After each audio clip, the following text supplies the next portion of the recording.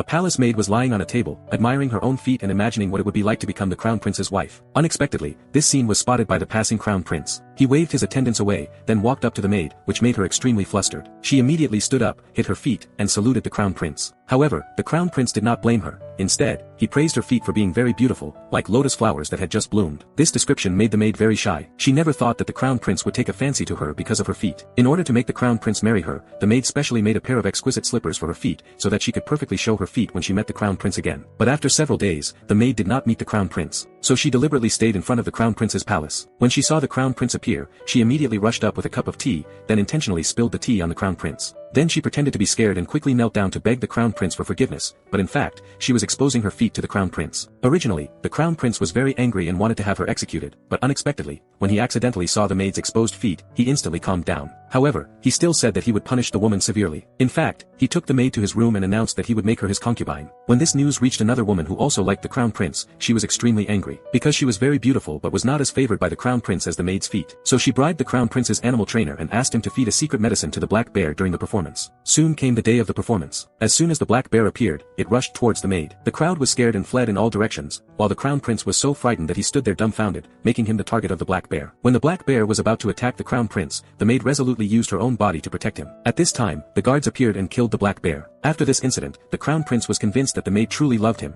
so he decided that when he became the emperor, he would make the maid the empress.